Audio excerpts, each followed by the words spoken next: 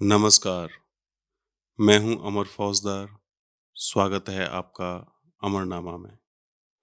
सुना है, कहानियां सच नहीं होती, कहानियों में सच होता है। तो चलिए मैं सुनाता हूं मेरी ही लिखी हुई पोस्टकार्ड सीरीज की पहली कहानी, कागज का लिबास। तीसरा पत्र। अगर इंसान के सब भ्रम टूट जाएं, तो उसका बच पाना बिल्कुल असंभव सी बात है।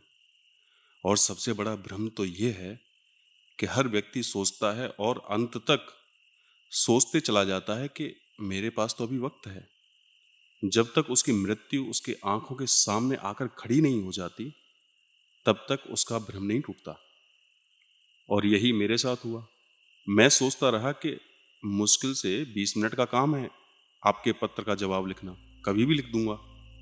लेकिन देखते देखते 2 महीने कब गुजर गए पता ही नहीं चला।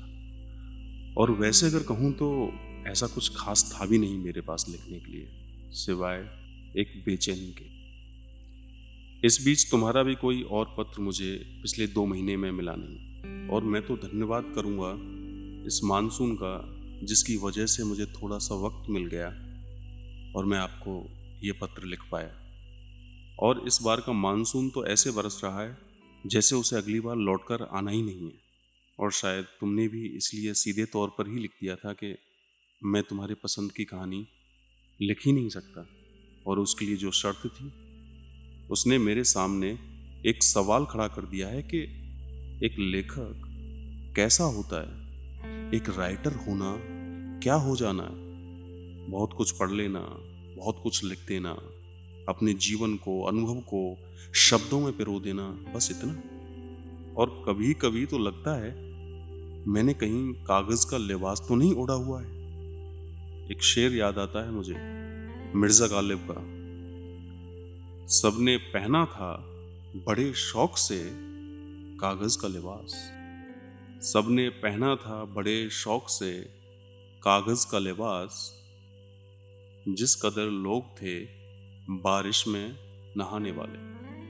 अदल कि तुम न हमें आस दिलाओ, अदल कि तुम न हमें आस दिलाओ, कत्ल हो जाते हैं जंजीर हिलाने वाले।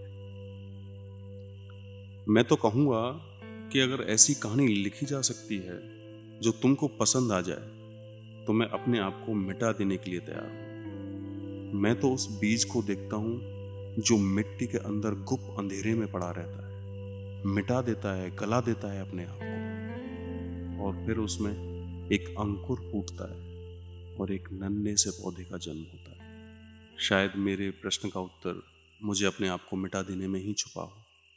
लेकिन दिन पर दिन बीते चले जा रहे हैं। हर दिन सूरज अपनी 12 घंटे की नौकरी पर चला आता है। जैसे ही शिफ्ट बदलती है, वो अपने घर वापस, और इधर वही अंधेरा। सही लिखा था तुमने, इंतजार नहीं तो जिंदगी नहीं। लेकिन कब तक? खैर छोड़िए। मैं तो तुम्हें शुक्रिया अदा करना चाहता हूँ कि तुमने सिर्फ मेरी कहानियों के बारे में ही नहीं, मेरी नौकरी के बारे में भी सोचा। मैंने किसी ऐसी इंटेंशन के साथ नहीं लिखा था, बस ख्याल में आ गया था लिखते वक्त, तो लिख दिया था। लेकिन मैं तय कर चुका हूँ कि मैं अब और नौकरी नहीं करूँगा। और मैंने ये तुम्हारा पत्र मिलने से पहले ही तय कर लिया था। कितनी अद्भुत बात है, तुम अपनी बालकनी से क्या क्या नहीं देखती रहती हो। मैं इस शहर में आया तो बसने था, लेकिन बात कुछ बनी नहीं। शहर हमसे मिला नहीं और हम शहर में घुले नहीं। मैं किसी दूसरे शहर की तलाश में हूँ। जिस दिन तय हो जाएगा, उसी दिन ये शहर पीछे छूट जाएगा। और रही बात आइसक्रीम की, तो वो हर शहर में मिलती है, रात भी हर शहर में होती है। और अंत में आइसक्रीम का फ्लेवर और तुम्हारा नाम। वैसे मुझे आज तक किसी ने पूछा नहीं, तो मैंने कभी सोचा भी नहीं कि किस फ्लेवर की आइसक्रीम खाई जाए। और तुम्हारा नाम मैं सोचता रहा और पाया कि मेरी कहानियों में महिला किरदारों के नाम अक्सर 2 शब्दों के बने होते हैं, जैसे नीतू, अनु, कट्टू वगैरह वगैरह। लेकिन तुम्हारे लिए वो 2 शब्द अभी तक ढूंढ नहीं पाया हूँ। और कहिए कि मैं ढूंढना ही नहीं चाहता हूँ। शायद इस महीने के अंत तक मैं किसी दूसरे शहर में अपना ठिकाना ढूंढ लूँगा। वैसे आइसक्रीम किसी भी फ्लेवर की हो, गला उतना ही खराब होता है। तुम अपनी तबीयत का ख्याल रखो और मैं याद हूँ। आपका प्रभाकर।